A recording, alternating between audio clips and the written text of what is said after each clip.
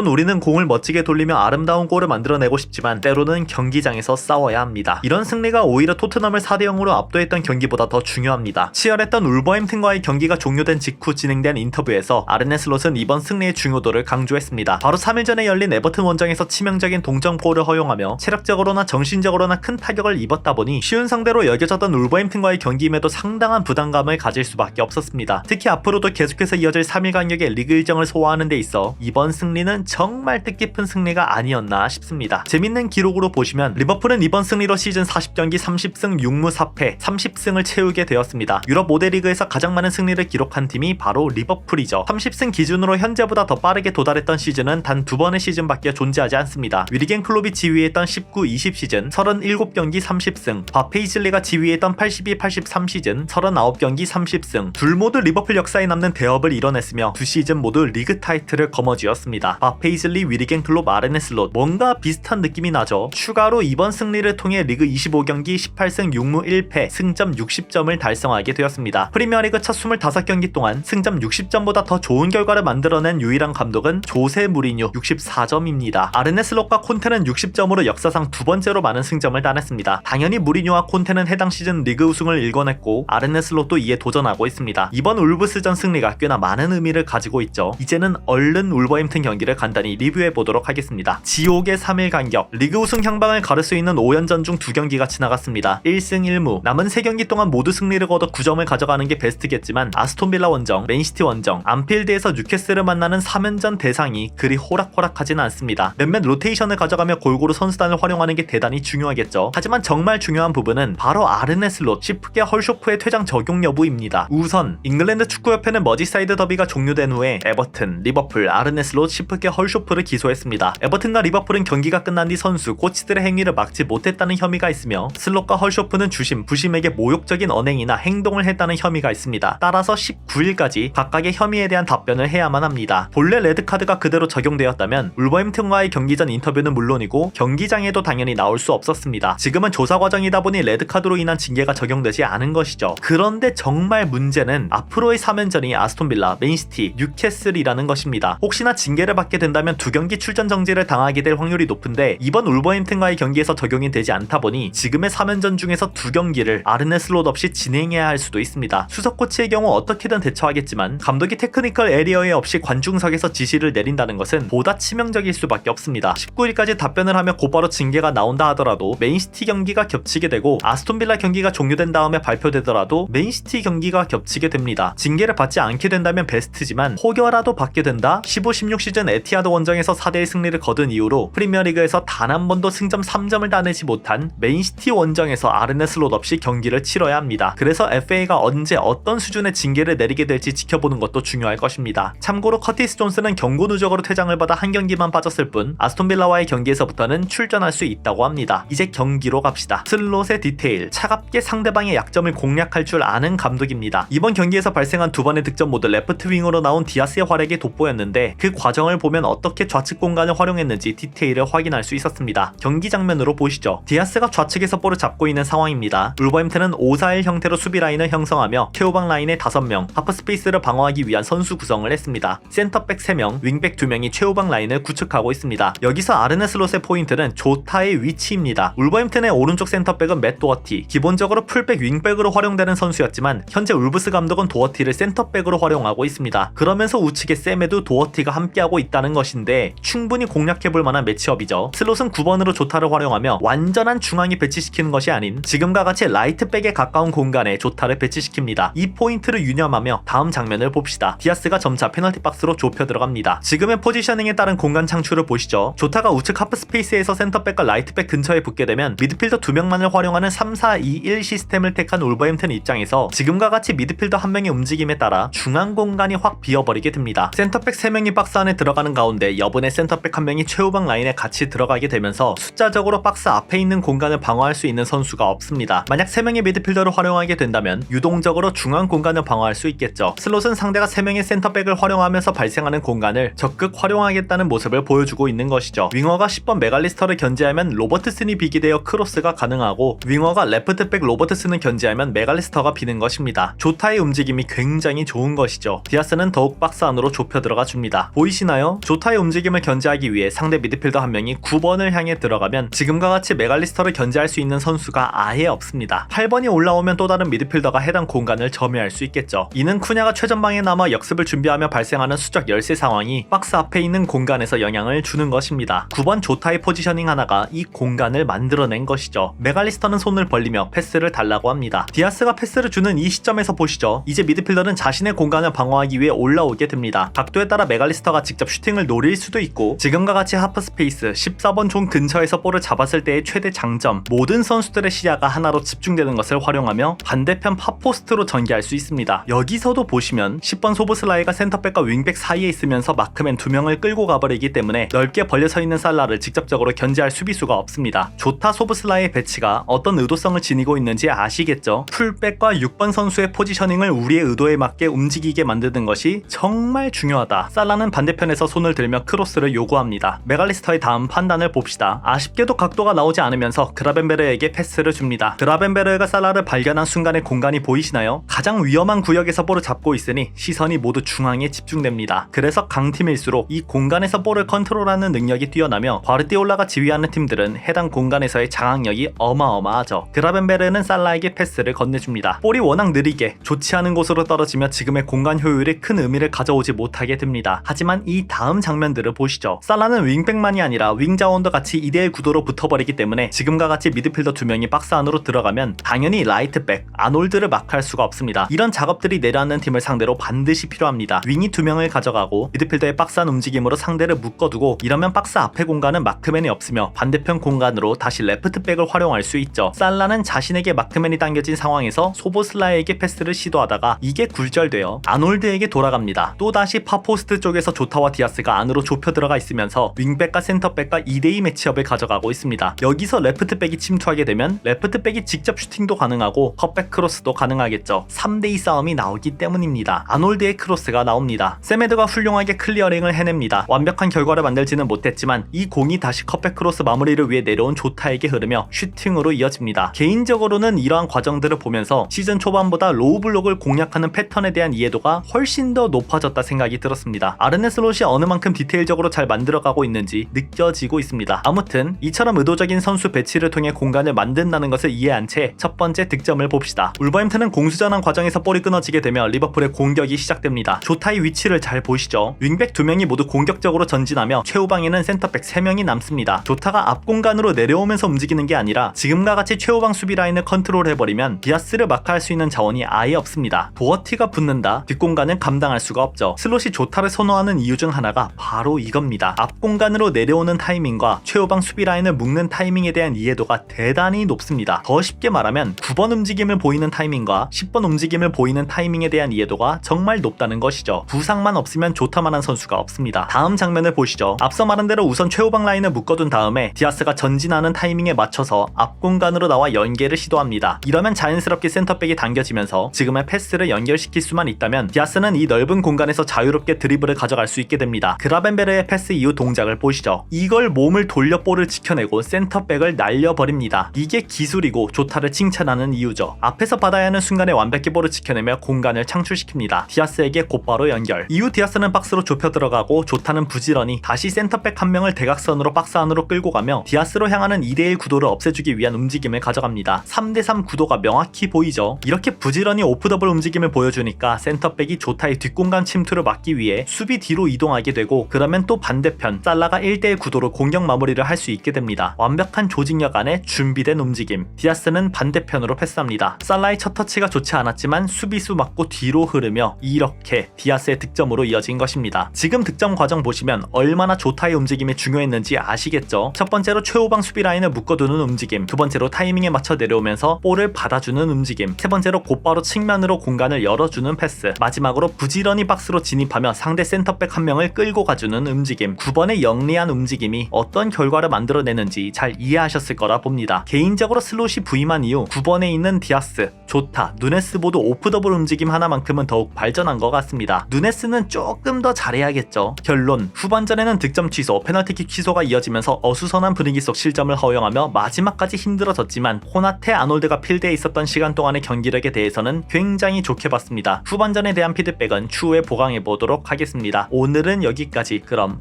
안녕.